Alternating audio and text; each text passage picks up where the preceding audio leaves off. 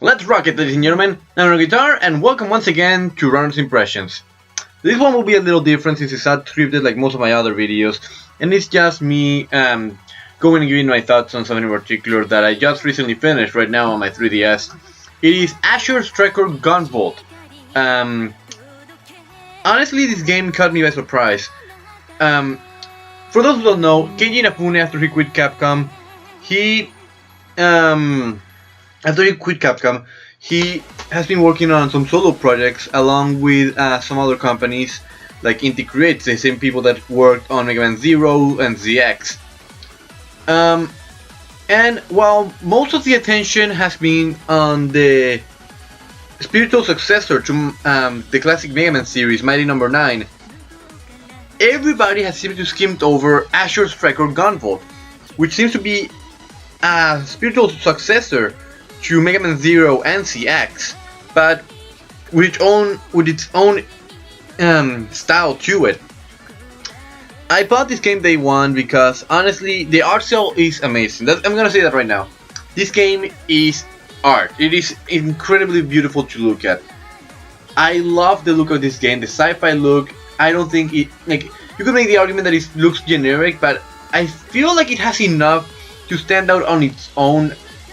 But because it's so short, I also wish that it was longer, because I don't think that we see enough of this world to actually be able to enjoy it.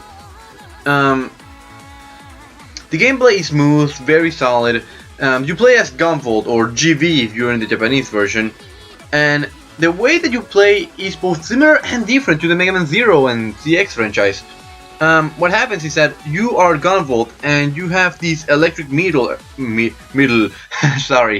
meter at the top left corner of the screen alongside your health. And Gunvolt has this power called Septima, or Azure Striker, that allows him to send electricity. So the way that he fights, he shoots a gun, but this gun doesn't shoot energy lemons like classic Mega Man or power pellets. What it does is that it shoots like metal darts into the enemy, and then those metal darts allow him to conduct electricity from his own power and energy into the body of the opponent to destroy it in a glorious explosion. And when I say glorious explosion, I don't lie. This game loves the explosions. Yeah, this game loves explosions, and it shows. It was an incredibly fun game, and like most of integrated stuff, it is challenging. I'm not gonna lie. It took me a lot of time to get the true ending of the game. To get the true ending of the game, I'm not gonna spoil it, but you're gonna have to do some backtracking unless you do it on the way alongside the bad ending. And it's gonna take some time, I'm not gonna lie. But if you're persevering, just like other Mega Man titles, the story is not the focus here.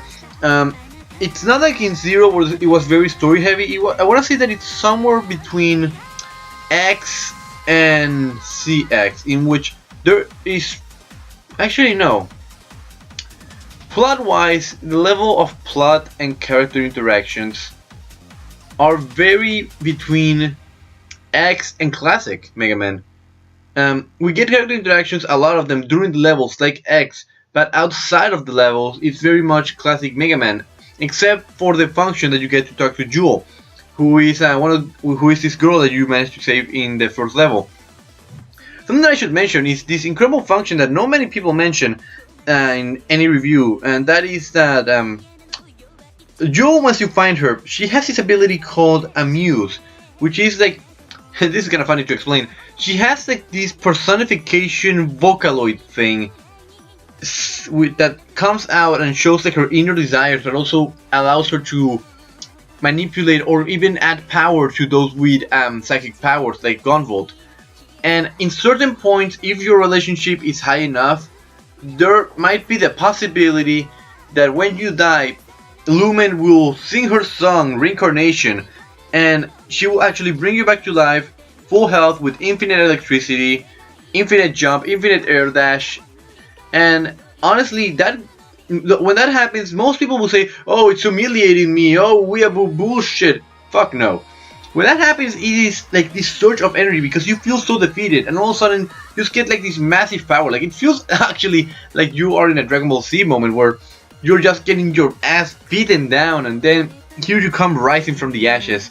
It's pretty awesome, especially when it happens in one of the bosses. It happened to me during the final boss, not the true final boss, the bad ending final boss, and it changed from this kind of organ-ish piece, organ techno-ish, to the J-pop song with techno, and I was just like, fuck yeah, I'm kicking some ass right now.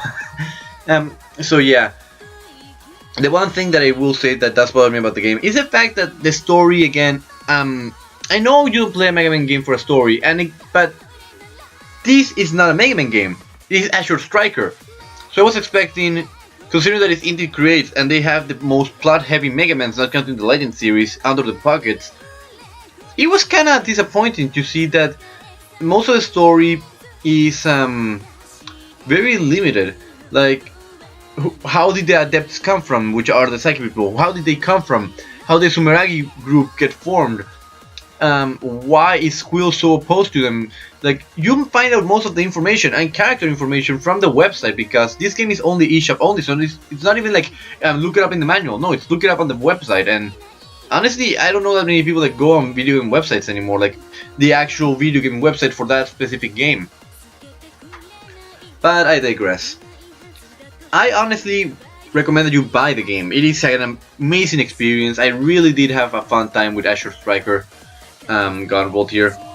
If you get it right now before November something, you can actually get a second game for free called Mighty Gunvolt, which allows you to play as both Gunvolt, Beck, and this girl from some Japanese game that Kenji Inafune worked at. And in a very classic style Mega Man-ish kind of gameplay.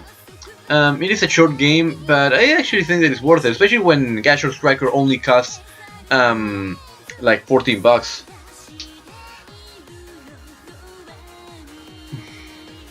So yeah, those are my thoughts on Azure Striker Gunvolt. On my Tumblr, I'll probably write a review about it sometime in the future. I hope for it to be soon. I may change the schedule here or there, because the game is honestly amazing.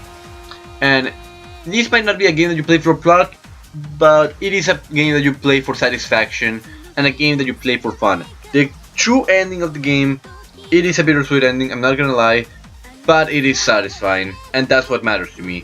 And there are already rumors saying with Kenji Inafune and the director of Indie Creates that they are possibly considering working on a sequel. And considering how it ends, I think it could work. I really think they could pull something here. And again, work on the story that is missing. But again, that will be seen in the foreseeable future. Now, the game is only on the 3DS, and you can only get it on the eShop. That kind of bothers me, because that also hurts the fact that it's kind of hidden and it's kind of hard for people to find it. But Azure Striker Gunvolt is available for the 3DS eShop for $14.99. So you can buy it there for $15. You get a second game for free. So you got nothing to lose. And just warning you that it's gonna take a bit of memory there. So with that said, ladies and gentlemen, I'm RunnerGuitar, and I'll see you guys next time. And please play Azure Striker Gunvolt. I'm really loving this game. Please let it have a sequel. Azure Striker Gunvolt. When lightning strikes, a new legend will be born.